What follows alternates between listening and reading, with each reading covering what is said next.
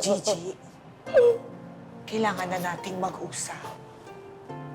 I think you should consider na tanggalin na sa life support si Luisa.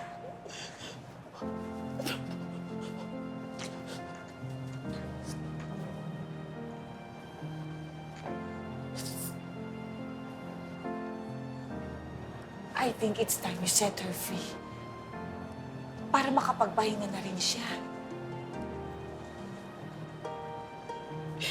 Hindi ako papayag na tanggalin ang life support ng nanay ko. Gigi, makinig ka muna. Anong makinig? Sa oras na pumayag ako na tanggalin ang life support ng nanay ko, parang ako na rin ang tumapos sa buhay niya. Buhay! Anong sinasabi mong buhay? Hindi mo ba narinig yung sinabi ng doktor? Ha? Yung makinang yun na lang ang bumubuhay sa kanya.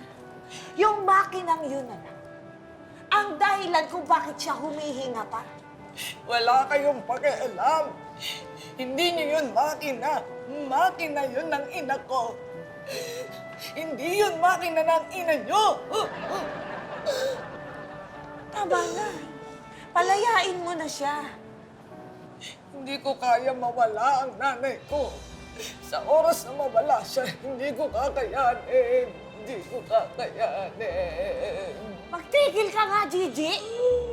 Naririnig mo ba mga sinasabi mo? Si Luisa, yung nanay mo, 120 years old na. Ha? Siguro naman pwede na siyang magpahinga, ano? At ikaw, ano sinasabi mong hindi mo kaya mabuhay nang wala siya? 95 years old ka na. Ha? Ano pa bang kailangan mo sa nanay mo? Gigi! Gigi! Ay, naku, Gigi, teka lang. Gigi! Gigi! Diyos ko, aray! Gigi!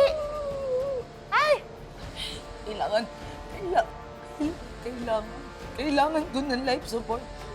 Eh, paano eh? Isa lang ang life support na kaya natin. Pwede tanggalin mo yung makina ng ina ko. Hello, ako yung bida dito. Bawal ako mamata.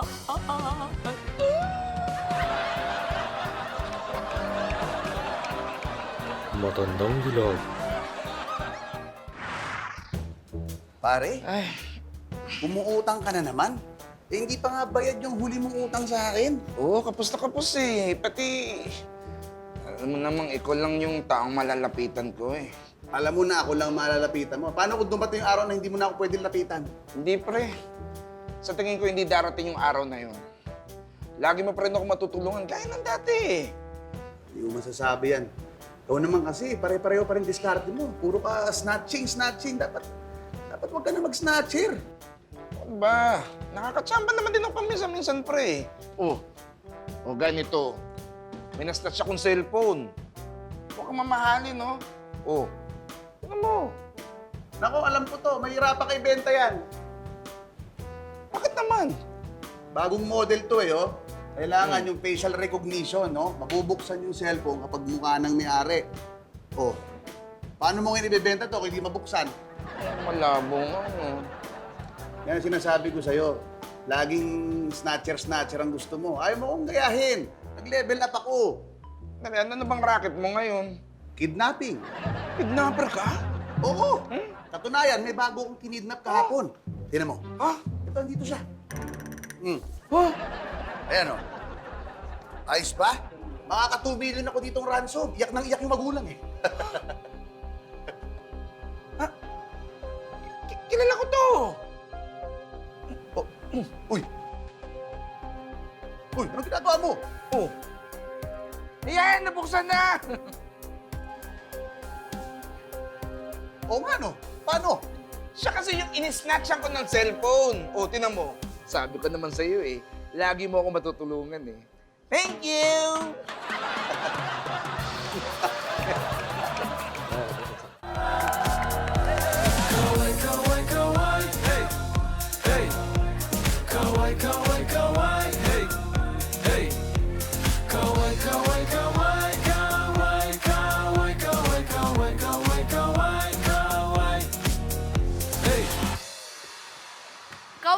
sa mga mahilig manggulat dyan. Gulatin mo yung pinagkakautangan mo, makipagkita ka, tapos utangan mo ulit!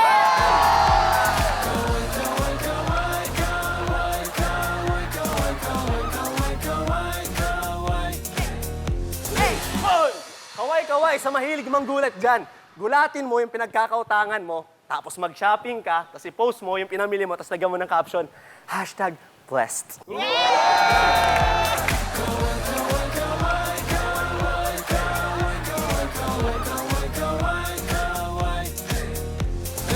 Wow! Uy, yun pala. Kaway-kaway sa mga mahilig manggulat dyan. Uy, gulatin nyo yung tatay nyo. Sabihin nyo, nabangga nyo yung kotse niya. Kasi kamo nagulat kayo, biglang may tumawid na poste.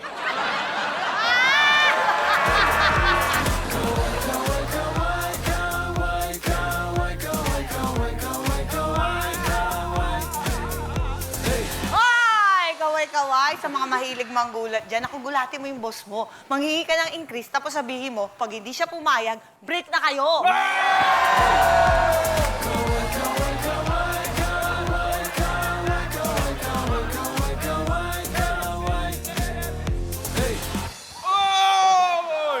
Ay, wow! Oo, kaway-kaway sa mga mahilig manggulat dyan. Gulatin mo yung lola mo. Sabihin mo, may sakit siya sa puso at hindi siya pwedeng magulat!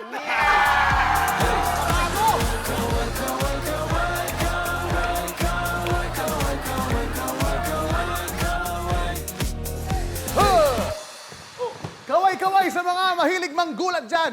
Gulatin mo yung nanay mo, maglinis ka ng bahay, maghugas ka ng pinggan. Tapos, humingi ka ng sweldo.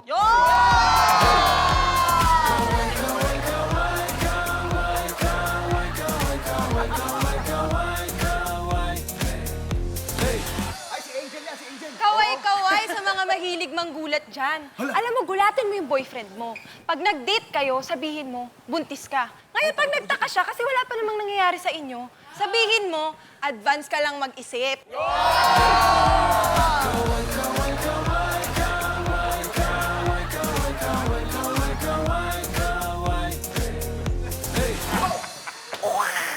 Kaway-kaway sa mga buntis dyan.